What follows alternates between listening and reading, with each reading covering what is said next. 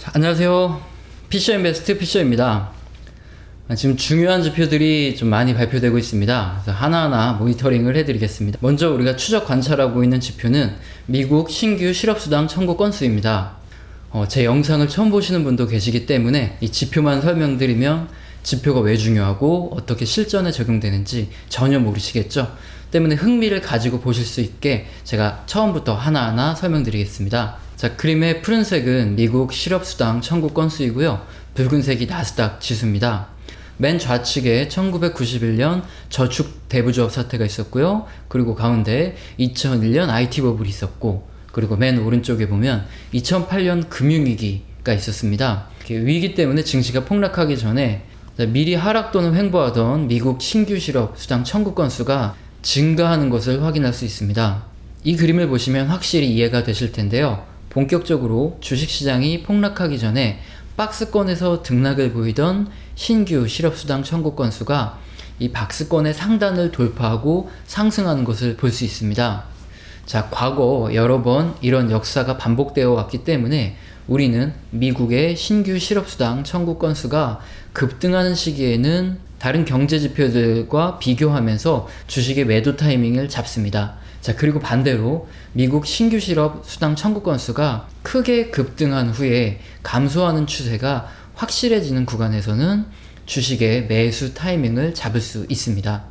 자, 가장 중요한 건 이 지표만 달랑 하나만 보고 판단하는 것이 아니라 다른 경제 지표들에서도 미리 신호가 포착되기 때문에 다른 지표들과 종합적으로 판단을 해야 한다는 것이 핵심입니다.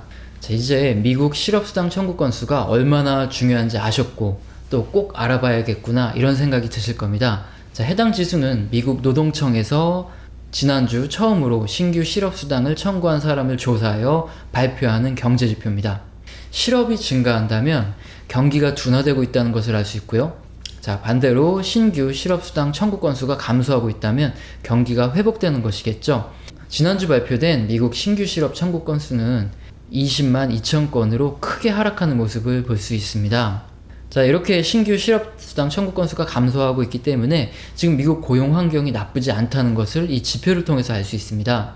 또 앞서서 보여드린 그림에서도 신규 실업자 수가 낮은 구간에서는 주식시장이 상승하는 흐름을 유지했었죠. 그래서 지금은 주식을 매도해야 할 타이밍이 아니라는 것을 또 알 수 있습니다. 자, 다음으로 함께 확인해야 할 미국의 고용지표는 미국의 시간당 임금 상승률입니다. 자, 경기가 회복되고 기업에서 인력이 필요할수록 노동자들의 임금 상승률은 높아집니다.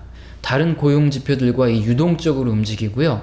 자, 그림과 같이 현재는 경기 회복과 고용 증가에 따라 미국 임금 상승률이 높아지고 있는 상황입니다. 시간당 임금 상승률은 노동자들의 소비 동향을 확인할 수 있는 지표이기도 합니다.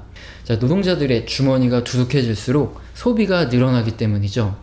자, 임금 상승률이 증가하고 그 다음 달 발표되는 소비 지표들도 증가하는 것을 예측해 볼 수 있습니다. 지난주 발표된 3월 미국 시간당 임금 상승률은 시장의 예측치가 3.4%였는데 3.2%로 발표됐습니다.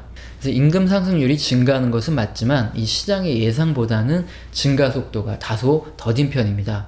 자, 그리고 이 지표도 앞서서 설명드린 신규 실업수당 청구 건수와 마찬가지로 시간당 임금 상승률이 감소하는 구간에서는 경기 둔화가 함께 올 수 있기 때문에 이때는 주식의 매도 타이밍을 고려해 봐야 되겠죠. 자, 우선 오늘은 두 가지 미국의 고용지표를 설명드렸는데요.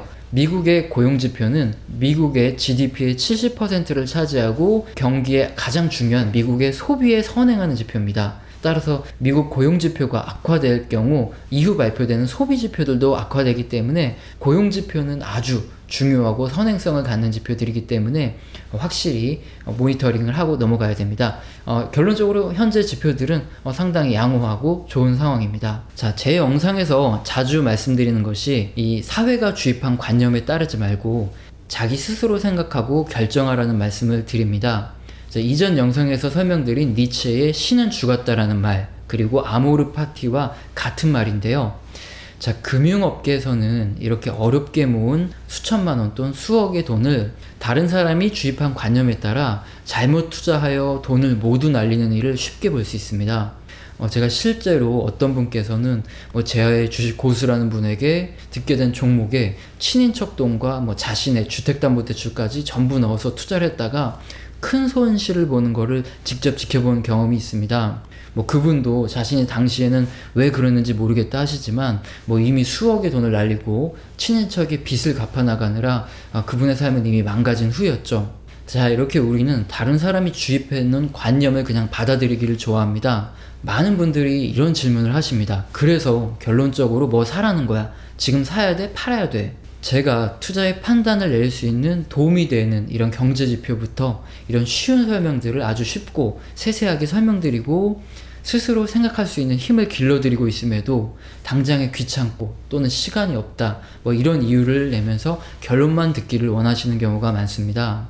자, 제가 지금 말씀드리려는 것이 무엇인지는 한 가지 예를 들어드리면 바로 이해가 되실 겁니다. 자, 지금 만약 제가 추적 관찰해드리는 경제지표 다수가 경기 둔화와 주시장의 폭락을 예견하고 있는 상황이라고 하겠습니다.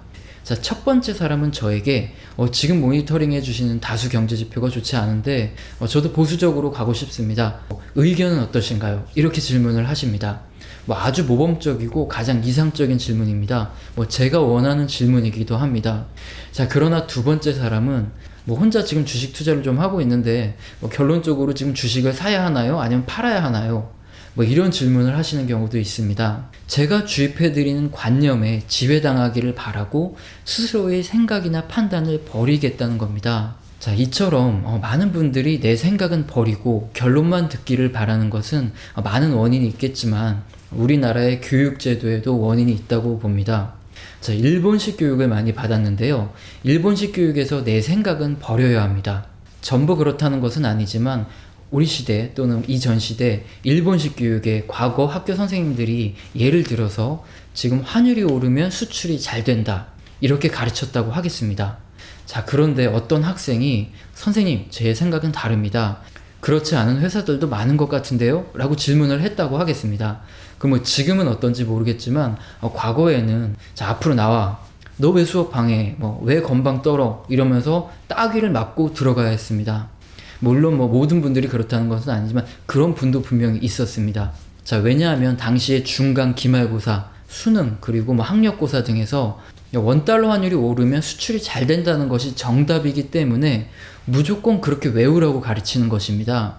학생 스스로의 생각이나 이런 창의력 따위는 그런 것들을 기르면 오히려 좋은 성적을 받을 수 없고 시간 낭비라고 생각했기 때문입니다. 우리는 오랜 시대에 걸쳐 이 사회가 가르치는 관념을 받아들이고 너는 그저 우리 사회가 가르치는 것을 그대로 순종하는 사회의 부속품이 되어야 한다고 가르침을 받았습니다. 자, 이런 것들이 몸에 배인 많은 사람들은 무엇을 하든 교육으로 주입을 받아야 한다고 생각합니다. 연애를 할 때도 유튜브를 할 때도 학원처럼 과외를 수강하고 이 정석을 배워야만 성공할 수 있다고 믿는 것입니다. 자, 주식이나 채권 투자 등도 마찬가지입니다. 이렇게 재테크를 할 때도 강의를 듣고 관념을 주입받아야 그리고 그 정석을 따르는 것이고 그것으로 성공을 할 수 있다고 생각합니다. 자, 저는 여러분께 강의를 하는 것이 아닙니다. 그동안 스스로의 생각 없이 외부로부터 주입받았던 이런 고정관념을 깨고 새로운 생각과 판단을 하실 수 있는 기회를 드리고자 하는 겁니다. 제 영상을 보시고 이런 생각을 하는 사람도 있구나. 나도 어렴풋이 이 사람과 같은 생각을 하고 있었는데 나랑 비슷해. 나도 함께 가고 싶어. 저희 구독자분들이 제 영상을 시청하시면서 제가 강의하고 관념을 주입받는 이런 학생처럼 되는 것이 아니라 저의 의견으로 도움을 받고 스스로 기준과 자기만의 가치관, 의견을 가지시라는 겁니다. 자, 지금 보고 계신 이 구독자분들은 대부분은 가정이 있고 생업이 바쁘신 분들이죠. 그래서 저와 생각이 동일하시더라도 경제지표를 모두 모니터링하고 전문가들, 애널리스트 분들의 의견을 확인할 시간이 없기 때문에 제가 대신해 드리는 것 뿐입니다. 저는 제 영상을 시청하시는 여러분이 퇴근 후에 또는 주말에 가족들과 시간을 더 가지시길 바랍니다.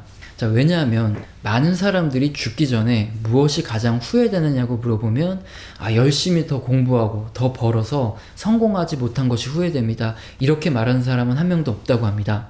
바쁘다는 핑계로 가족과 행복한 시간을 가지지 못한 것이 가장 후회된다 말합니다.